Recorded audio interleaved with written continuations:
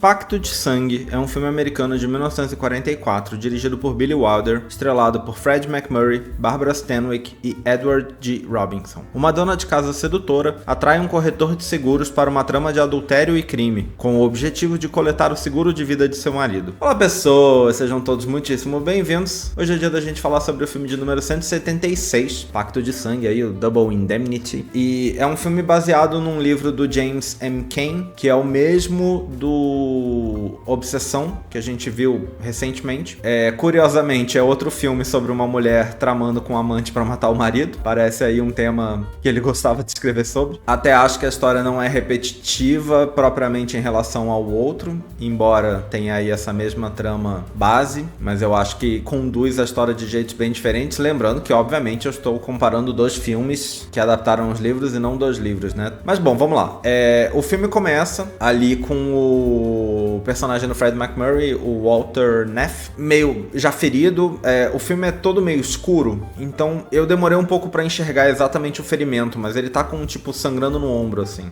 Mas eu demorei um pouco pra conseguir enxergar, mas você vê nitidamente que ele tá ferido e ele chega e ele entra num escritório, ele pega um gravador super antigo e ele começa a gravar uma mensagem. E ele começa a gravar a mensagem falando que tá gravando pra um colega de trabalho dele, o Keys, que é o personagem do Edward G. Robinson. E ele começa a gravação falando, tipo, isso aqui é uma confissão e eu tô aqui pra te dizer que você tinha razão. Realmente não foi acidente, você estava certo. Não foi suicídio, você estava certo. Foi assassinato, você estava certo. A única coisa que você errou foi quem foi o culpado, quem que matou, porque quem matou fui eu. E isso é o começo do filme, sabe? O filme literalmente começa assim. E aí o resto do filme inteiro é o flashback. De vez em quando volta pra essa cena, né? Mas o filme é inteiro montado em volta dessa confissão que ele tá gravando pro cara. E aí vai mostrando tudo como é que aconteceu. Então, ele primeiro chega na casa dessa família, porque ele quer renovar um seguro de automóvel que o cara tem. Quando ele chega na casa, o cara não tá lá, tá só a esposa. A esposa chega de toalha apenas e meio que recebe ele. E aí ele já fica extremamente interessado nela. A esposa é a Barbara Stanwyck, né? Ele já fica extremamente interessado nela e fica ali ativamente dando em cima dela, até que ele volta outro dia, supostamente pra encontrar o marido, mas o marido também não tá lá. E aí ele continua tendo essas interações com a esposa e eles acabam armando aí um plano. Ele se toca pela conversa que ele tem com a esposa, ele percebe que ela tá querendo matar o marido e pegar o dinheiro do seguro, e a primeira reação dele é tipo, não vou te ajudar a fazer isso, eu vim aqui vender um seguro, seu plano aí de matar teu marido é contigo, sabe? A primeira reação dele é ir embora quando ele percebe que ela tá fazendo isso, mas porque ele já tá ali completamente apaixonado por ela, ele acaba entrando na onda e ajudando ela e participando desse plano com ela. Então ele primeiro faz o cara assinar esse seguro contra acidentes sem que o cara saiba, de um jeito que ele renova um seguro com o cara e pede pro cara assinar tipo uma segunda via, só que a segunda via na verdade é esse outro seguro e o cara não sabe.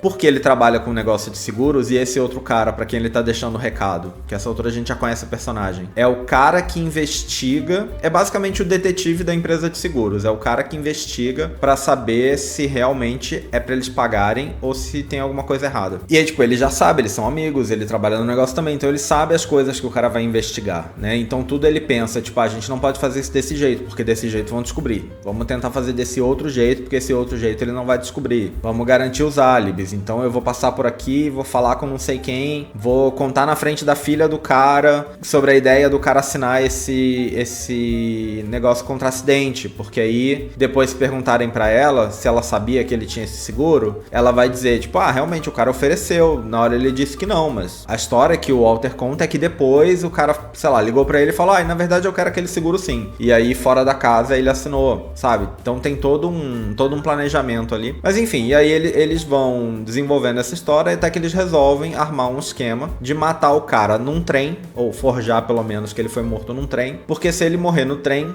existe uma cláusula no seguro que diz que ele vai receber o dobro. Ele não, né? Porque ele vai estar morto, mas a família, quem sobrar ali, vai receber, a esposa no caso, vai receber o dobro do valor. E aí essa é a cláusula cláusula de indenização dupla, né? Que é o do nome do filme. E aí eles armam todo esse esquema, eles matam o cara, e aí o outro vai disfarçado dentro do trem, fingindo que é o cara, e aí finge que caiu. E aí onde ele cai, eles botam o corpo do cara, todo um esquema, né? E aí os caras começam a investigar, percebem claramente que a coisa tá errada. Primeiro o dono da empresa de seguros acha que foi suicídio, e aí suicídio eles não precisam pagar. Mas aí o outro fica tipo, mas não parece suicídio, porque ele caiu de um jeito que a chance dele morrer nessa queda era muito pequena. Então por que ele teria se matado desse jeito que tinha mais chance de não morrer do que de morrer, sabe? Eles vão desconfiando assim. E aí é isso, e o filme meio que termina com o Walter já vendo que já era, deu tudo errado, confrontando a mulher dá um tiro nele, e aí o tiro que ele tem foi ela que deu, a própria personagem da Barbara Stanwyck ali, com quem ele estava tendo um caso. Ela dá o tiro nele, e aí mas ela acerta só no ombro e tal, e ele vai e vira pra ela e fala, vai, atira de novo. E ele questiona, você me amou alguma vez? Em algum momento você me amou de verdade? Ela fala, não, eu não te amei em momento algum, exceto quando eu te dei esse tiro e não consegui te dar um segundo tiro. E pra mim essa é a pior cena do filme inteiro. Eu tiraria essa cena e o filme ia ganhar um ponto pra mim, sabe? Eu acho que eu adicionava uma estrela inteirinha no Letterboxd no filme, se ele tirasse essa uma cena. Porque eu nunca te amei de verdade até o momento em que eu não consegui te dar um segundo tiro, é demais pra mim. De verdade, é demais pra mim. Enfim, ele acaba matando ela nessa cena, e aí vai embora, e aí vai até o escritório, e aí o flashback se conecta com o presente, né? E aí o filme termina com ele meio que morrendo, ou pelo menos não conseguindo fugir, caído ali na área do escritório ali. O outro cara já chegou nele, chamou a polícia, né, e tudo mais, e o filme meio que termina ali, com os dois homens conversando. É isso, fatos curiosos é que, primeiro, o Billy Wilder adaptou o roteiro do livro com a ajuda do Raymond Chandler, outro escritor de livros assim, que foram adaptados para o filme noir, né? Esse filme é inclusive frequentemente considerado como tendo definido o padrão do que é um filme noir. Não é considerado o primeiro, mas é considerado o filme que estabeleceu o que entende-se por filme noir. De novo, considerado por muitas pessoas, né? Não é uma ciência exata. E aí é interessante que o Wilder teve essa parceria com outro escritor de histórias semelhantes. O Raymond Chandler, inclusive, é o cara que escreveu The Big Sleep, que eu não sei o nome em português ainda, mas é um filme que a gente vai ver aqui também. É um livro que virou filme, que a gente vai ver o filme aqui. Quase certeza que tá na lista. E parece que ele queria o próprio Ken pra fazer o roteiro com ele, pra adaptar o roteiro do próprio livro com ele. Mas o Ken tava nessa altura trabalhando pra uma outra produtora. Não tinha feito nenhum roteiro ainda, se eu entendi direito, mas tava sob contrato com uma outra produtora pra participar de roteiros. E aí não conseguiu a liberação e tal, ele acabou ficando com o Chandler. O Ken, o autor do livro original, baseou a história numa história real, num caso em 1927, num assassinato feito por Ruth Snyder pra matar o marido Albert, junto com um amante que teve envolvimento de um corretor de seguros para conseguir uma apólice de seguro de $45 mil com a cláusula de indenização dupla, sem que o cara soubesse que tinha assinado o negócio. Então muitos elementos aí, só que nesse caso real, a mulher tinha um amante e o corretor foi uma terceira pessoa. No filme juntou assim uma pessoa só, né? Mas aparentemente tem isso aí, o livro foi baseado nesse caso, que envolveu a ideia da indenização dupla, né? Que eu acho interessante. Desde 1936, porque quando o livro é mais antigo, né? Várias produtoras já estavam competindo pelos direitos de competindo para comprar os direitos para adaptar o filme para o cinema. Só que na época, o Joseph Brin, que era o responsável pela censura do cinema na época, emitiu uma carta para as pessoas, para os estúdios, né? Dizendo, não adaptem essa história, não é uma boa ideia, não recomendamos, acho que vocês não deviam fazer isso. E aí todo mundo desistiu, até que em 1943, 7 anos depois, a Paramount resolveu comprar e enviou o livro como proposta de adaptação para o escritório. A resposta foi a mesma, ainda foi tipo, não adapte isso, não é uma boa ideia. E só que aí eles resolveram insistir e prepararam um rascunho de roteiro, um roteiro inicial, e botaram esse roteiro inicial para o escritório da censura. E aí eles só reclamaram de 3 coisas. Eles aceitaram o roteiro, mas reclamaram de 3 coisas. Foi uma exibição de um corpo, um cadáver, e aí eu acho que vem a coisa que você nunca vê o cara cara morto no filme. Nunca, não aparece ele morrendo. Na hora que matam ele, não mostra. Eles estão no carro, e aí o cara tá no carona e o outro meio que vem por trás pra matar ele. Mas a gente não vê nada disso acontecer. A gente vê a cara da Barbara Stanwyck o tempo todo. A câmera fica só nela e a gente só ouve barulhos do que tá acontecendo do lado. E aí eu acho que tudo isso deve ter tido a ver com a censura. A hora que eles botam o corpo no trilho, a gente vê, tipo, muito de longe. A gente não vê nada acontecendo, sabe? Então eu acho que isso deve ter sido o jeito como contornaram essa reclamação da censura. Aí falam interessante, a cena de execução na câmara de gás. E aí a censura não aprovou essa cena. E a outra cena, que a censura também se incomodou, é a toalha que a Barbara Stanwyck tá vestindo quando o cara encontra ela pela primeira vez. Então é até engraçado, porque realmente no filme é uma toalha tão grande que eu por um instante achei que ela tava de vestido, sabe?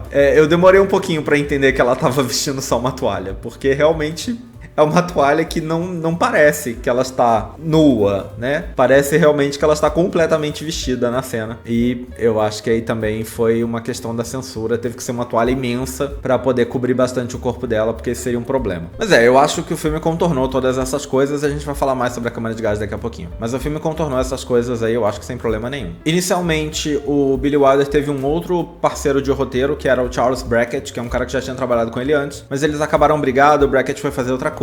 Aí teve aquela história que eu comentei antes, que ele queria o Ken, mas o Ken tava sob contrato com a Fox, e aí não conseguiu, e aí ele pegou o Chandler, porque ele gostava muito do livro do Chandler, desse The Big Sleep, que vai vir aí mais pra frente. Aparentemente eles não se deram bem, eles fizeram esse roteiro juntos, mas não se deram bem. O Chandler chegou a se demitir uma vez, depois voltou. Apesar disso, o Raymond Chandler topou aparecer no filme, ele faz uma ponta no filme. Numa cena aí, quando o Walter tá andando, ele tá tipo olhando uma revista e ele meio que tira a cara da revista assim, olha essa participaçãozinha especial. Eles mudaram muito o livro, em boa parte por causa da censura. E aí a coisa é que a censura não exigia que os criminosos pagassem pelos seus crimes em cena. Você precisava ver isso acontecer no filme. Não podia acabar uma história com a expectativa de que a pessoa vai ser presa ou morta, no caso. Isso precisava ser mostrado. E parece que no livro, o livro terminava com o Walter e a personagem da Barbara Stanwyck, que agora eu esqueci o nome, mas terminava com eles cometendo suicídio, se matando ali. E aí essa cena não era aceitável pela censura, não podia terminar assim, porque um suicídio ele não pagou, ele tem que pagar na justiça pelo crime, né? Se matar não vale. Então a solução que eles tiveram foi ambos os protagonistas matarem um ao outro, porque aí isso parece que já era aceitável, né? O cara mata a mulher e ela fere ele mortalmente e termina o filme com meio ele morrendo. Eu até acho que eles conduziram isso de um jeito, porque termina o filme, ele não necessariamente morreu, sabe? Eu acho que considerando o tanto de tempo que ele tá com aquele tiro no ombro, é um tiro só no ombro. Pra mim, dá pra você entender perfeitamente que ele desmaia no final do filme e que a polícia tá vindo, que vai pegar ele, que ele vai ser preso, que vai acontecer todas as outras coisas. Então, na minha opinião pessoal, eu acho que eles saíram pela tangente ali e eles não fizeram de verdade o que a censura exigia. Mas a censura topou, né? Mas é isso. No original eles cometiam um suicídio duplo e eles tiveram que tirar isso. Diz que o personagem do Keys era bem mais bobinho na história original. E aí eles transformaram ele nesse antagonista do Walter, que eu acho que na verdade ficou um personagem muito interessante. Parece pra mim que o personagem da história original não era tão interessante como ficou no filme. Tem uma história que o Raymond Chandler tinha problema com álcool nessa época.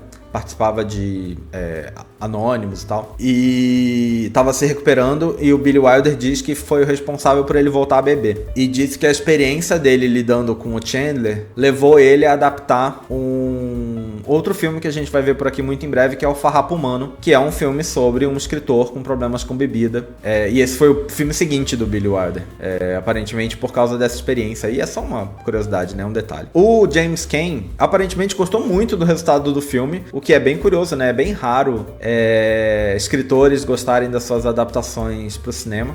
O Ken ficou tão impressionado com o roteiro que disse o seguinte: esse foi o único filme que eu vi, adaptado de algum dos meus livros, que tinha coisas nele nas quais eu queria ter pensado. O final do Wilder foi muito melhor que o meu final. E a saída dele pra fazer o cara contar a história, ditando pra essa máquina que grava, é algo que eu queria ter pensado nisso. Então, um baita elogio aí, eu diria. E realmente, diz pra mim que o livro não tem essa estrutura, né? O livro realmente deve contar a história num formato linear. O final, a gente sabe que o final ficou bem diferente, né? Já conversamos sobre o final aqui. Mas eu acho realmente que essa estrutura do cara narrando, e é um clichê bem famoso do filme noir, a coisa do filme ser narrado, né? Da história ser narrado é algo bem comum, que aqui não era ainda, essa coisa que tem nesse filme que não tinha no livro e foi criado pro filme, que eu acho que é bem legal. A Barbara Stanwyck foi a primeira escolha pro papel, Phyllis, o nome da personagem, que eu não tava lembrando, Phyllis Dietrichson. Ela foi a primeira escolha pro papel. Segundo a Wikipédia, nesse momento, ela era a mulher mais bem paga nos Estados Unidos inteiro, o que eu acho curioso, a gente já viu alguns filmes de grande porte com ela, mas eu não achei que tava nesse nível, mas que ela ficou muito relutante de fazer essa femme fatale, fazer uma vilã, né, porque ela tava acostumada a fazer heroínas, e é engraçado porque a gente já viu o filme que ela é tipo trambiqueira, né, mas acho que assassina realmente é a primeira vez. A gente viu aquele filme dela com o Henry Fonda, que eu agora vou esquecer o nome do filme, As Três Noites de Eva, se eu não me engano o nome do filme, que ela é criminosa, né, ela é trambiqueira, mas ela também não é assassina, ela só dá golpe com dinheiro, e é um filme de comédia, é um filme leve e tal, então realmente esse aqui não era o tipo de papel que ela estava acostumada a fazer, ela ficou relutante, o Billy Wilder insistiu, e aí ela acabou topando, e ela diz que ficou muito feliz por ter topado, realmente ficou ótimo. O Fred MacMurray, que faz o Walter Neff, ele estava acostumado a interpretar caras bonzinhos em comédias leves. Diz aqui que em 1943 ele era o ator mais bem pago de Hollywood, o que esse é bem curioso pra mim, porque é o primeiro filme que a gente vê com ele. É um cara que realmente não tinha aparecido até o momento, é um cara que eu acho que até fez outros filmes famosos depois desse, inclusive outros filmes com o próprio Billy Wilder, mas não é um nome aí que tá na lista dos grandes atores clássicos de cinema dos anos 40, né? Não é um nome que ficou na história desse jeito, pra em algum momento ter sido o ator mais bem pago de Hollywood. E de novo, esse é o primeiro filme que a gente vê com ele. Eu nem sei o que ele fez antes desse, que levou ele a esse status, porque realmente é o primeiro. Eu dei uma olhada na filmografia aqui, esse é o primeiro filme dele que a gente vê. Então, curioso. Ele não achou que fosse ficar bem no papel, porque, de novo, muito diferente do papel que ele costumava fazer. Sendo sincero, eu não acho que é tão diferente assim. Eu acho que apesar de ter ali a carga dramática, as cenas em que ele tá interagindo com a Phyllis, por exemplo, com a Barbara Stanwyck, quando eles estão se apaixonando e tal, eu acho que tem muito essa coisa de personagem de comédia, sabe? De filme, comédia romântica. Eles têm uma interação de comédia romântica, o que eu acho que faz sentido pensando que ambos os atores estavam mais acostumados a fazer comédia romântica. Então eu acho que tem um tempo assim, antes da coisa ir ficando pesada, sabe? Antes da coisa ir ficando mais séria. Mas, aparentemente, tanto ele quanto o estúdio acharam que não ia fazer tanto sucesso assim, mas gostaram muito da atuação dele. Tem uma coisa que a Barbara Stanwyck usa uma peruca loura no filme, que é muito falsa. E aí, tem todo um rolo em cima dessa peruca, porque parece que os produtores não queriam, o Billy Wilder insistiu, porque ele disse que a peruca era pra dar já o indício, a ideia de que ela era uma pessoa falsa. A peruca era pra ser aquela préviazinha, aquela pista da ideia de que ela é criminosa, de que ela não é de verdade, não confia no que ela diz, sabe? Só que eu acho que não precisa disso. Eu acho que você não saber é melhor, né? Você ir descobrindo. Nem demora pra você descobrir, então eu acho que não precisava disso. E eu acho que a peruca é muito feia. Quando ela aparece pela primeira vez, eu fiquei muito, tipo... A impressão que dá quando você tá assistindo é só que é mal feito. A gente não consegue, vendo, enxergar essa intenção que ele diz que teve, sabe? E o próprio Billy Wilder depois disse que se arrependeu da peruca. Então eu acho que ele mesmo, posteriormente, viu que não foi uma boa ideia. Porque realmente é falso de um jeito muito estranho. Só parece ruim, sabe? Não parece. Não dá a ideia de que ela é falsa. Parece que o filme é mal feito, sabe? Não passa essa mensagem sobre a personagem. Não funcionou muito bem. Um fato meio besta, mas que eu achei muito curioso, é que o Billy Wilder conseguiu terminar o filme abaixo do orçamento que o filme tinha, mesmo tendo pagado $370 mil só em salário para 4 atores. Porque os 3 principais receberam 100 mil cada um. A Barbara, o MacMurray e o Robinson, todos os 3 receberam 100 mil e 70, se eu não me engano, foi pra atriz que faz a filha do cara que morre, não tenho certeza. Enfim, irrelevante. Mas ele conseguiu ficar abaixo do orçamento, que eu imagino que devia ser 1 milhão. Ele fez o filme com 927 mil. E eu acho engraçado, porque a gente já viu tantas histórias aqui de filmes que foram além do orçamento. Parece que é tão mais comum ir além do que ficar no planejado. Eu acho que é o primeiro filme que diz que custou mais barato, sabe? Parece pra mim que na maioria dos casos, se sobrou dinheiro, eles vão enfiar em algum lugar, sabe? E aqui não foi feito isso, aparentemente. Achei curioso esse fato, porque realmente é a primeira vez que eu lendo essas histórias encontro a informação de que um filme e gastou menos do que o planejado. O Wilder considerava esse seu melhor filme e, em especial, ele destacava o fato de que o autor original elogiou muito o filme dele como um ponto muito positivo, e aparentemente isso aconteceu de novo na vida do Billy Wilder quando, em 1957, ele fez Testemunha de Acusação, baseado num livro da Agatha Christie, e aparentemente a própria Agatha Christie disse que gostou muito do filme dele, e ele considerava aí esses dois os pontos altos da carreira dele ali, esses elogios. Infelizmente o Testemunha de Acusação não tá na lista, mas é um filme que eu tenho muita vontade de ver. Eu vou dar um jeito de encaixar ele aqui em algum momento, porque é um filme que eu tenho muita curiosidade de ver também. Inclusive, eu gosto bastante do Billy Wilder. Eu já tinha assistido alguns filmes dele antes da lista, filmes mais pra frente aí. Eu assisti muitos episódios de Peter Gunn, que é uma série que ele fez de detetive, e eu gosto bastante dele. Mas tem muito filme dele que eu nunca vi, muitos famosos, inclusive, que eu nunca vi, e que não estão na lista. Tem mais alguns na lista, mas tem muitos que não estão. Então é um diretor que, dentre vários outros, né, mas é um diretor que eu tenho bastante vontade de ver outros filmes. Fico curioso aí pra, de repente, tentar dar umas encaixadas aí. Mas tem mais filme dele pra vir na lista ainda. Tem mais filme. Como eu comentei antes sobre a cena da câmara de gás, a cena chegou a ser filmada. O Wilder filmou a cena do ponto de vista do Neff, do Walter, né? Então a cena, pra não mostrar ele morrendo, porque de novo isso era um problema, a censura não ia permitir, a cena é vista como se fosse ele olhando pro Keys. Então a cena é desse ponto de vista, em vez de mostrar ele, só mostra o outro cara reagindo à coisa acontecendo. A cena levou 5 dias pra ser filmada, custou $150 mil, e no final das contas, ele dizia que foi uma das melhores cenas que ele já dirigiu na vida. E acredita-se que essa cena ainda exista em algum lugar nos cofres da Paramount. Imagens, fotos dessa cena existem por aí, talvez sejam encontráveis na internet, mas a cena em si, eu acho que as pessoas não viram. Mas no final das contas ele decidiu tirar, porque ele achou que a cena que ficou sendo o final, que é os dois homens conversando, era muito boa, era boa demais e era um final perfeito. E aí eu volto naquela coisa que eu falei da censura. Eu acho muito interessante, porque a censura fazia questão que o cara apagasse na cena. Ele não morre na cena, ele termina vivo com a ideia de que ele vai ser preso e vai pra câmara de gás, porque no momento que essa cena foi tirada, mas essa cena existia, a gente passa a saber que o cara não morreu ali, né? Mas no momento em que o filme acaba ali, parece que ele morreu. E aí cria-se essa ilusão pela falta de cenas além, né? Que eu acho que é um negócio bem interessante. Aquela cena realmente foi filmada pra não ser a última. Então ali ele só desmaia. Mas como a gente não tem nada depois, hoje parece que ele morreu. E eu acho curioso que a censura permitiu, porque não é exatamente o que a censura queria que acontecesse. Exigia, né, que acontecesse. Enfim, o filme fez muito sucesso com o público. Aparentemente uma cantora fez uma campanha contra. Eu não consegui descobrir porquê. Admito que não pesquisei demais, mas não consegui descobrir porquê. Uma cantora de ópera, parece. Fez uma campanha contra o filme. Não sei realmente o motivo. Mas mesmo assim, o filme foi um imenso sucesso. As críticas da época foram todas muito positivas. Alguns críticos acharam a história pouco plausível. Sinceramente, não sei muito porquê. Não, ainda mais que ela foi baseada numa história real, assim. Eu acho que tá meio provado ali que é plausível, mas enfim. Outros gostaram muito como um thriller original. O filme concorreu a 7 Oscars. Melhor gravação de som, melhor trilha sonora de filme dramático ou comédia, melhor fotografia preto e branco, melhor roteiro, melhor atriz para Barbara Stanwyck, melhor diretor e melhor filme, mas não ganhou nenhum dos prêmios. Aparentemente isso foi um grande problema.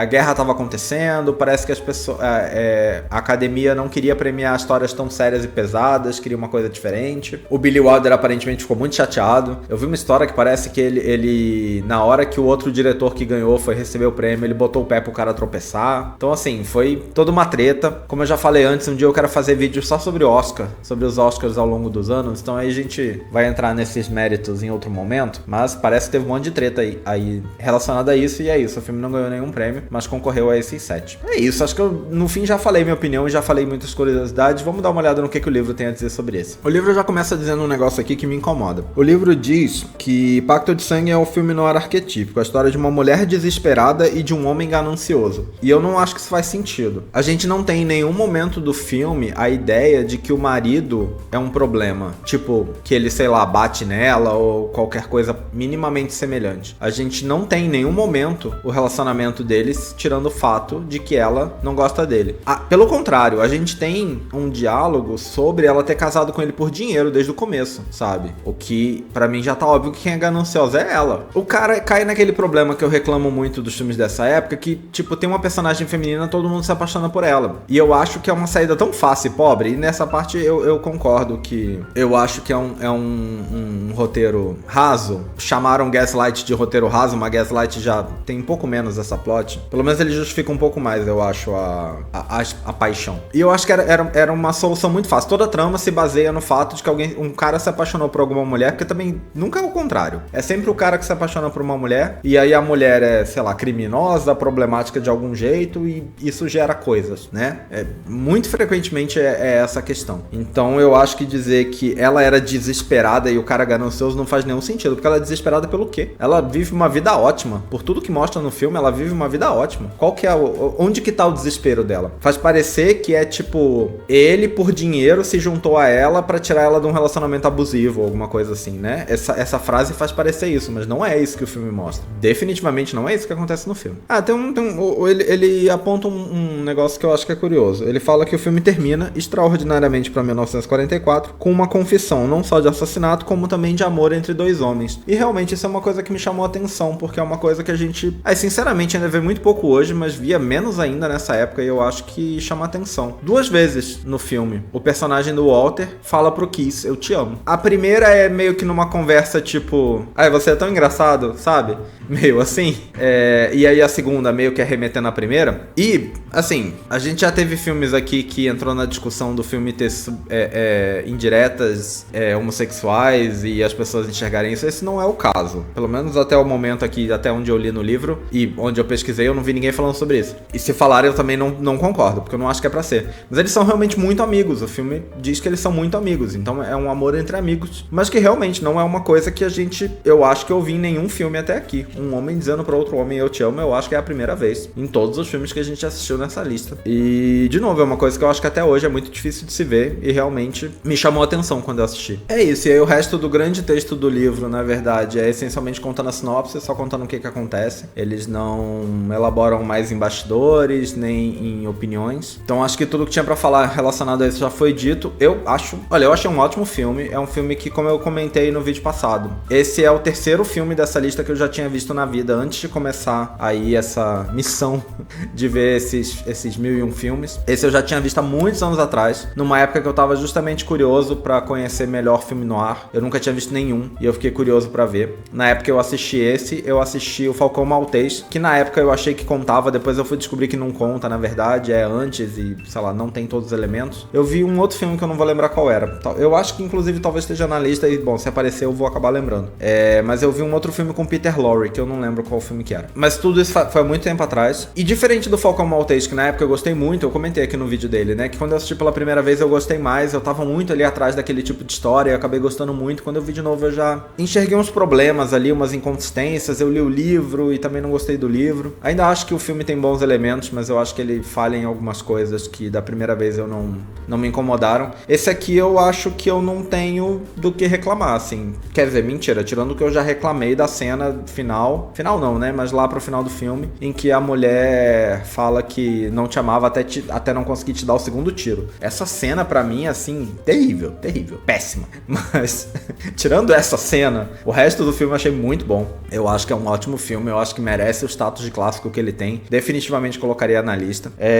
Mais uma vez aí, é um desses filmes que eu imagino que muita gente deve ter assistido, então fico também curioso pra saber a opinião de vocês. Comentem aí embaixo o que vocês acharam desse filme, o que vocês acharam do vídeo, se vocês também concordam, também gostam dele, ou de repente tem opiniões divergentes aí. É um grande clássico, eu acho que é um grande clássico por um motivo, e esse eu gostei bastante. Definitivamente eu manteria esse na lista. E é isso, a gente vai ficando por aqui, espero que vocês tenham gostado desse vídeo. Em breve nós estamos de volta com mais um. Até a próxima. Valeu, até mais!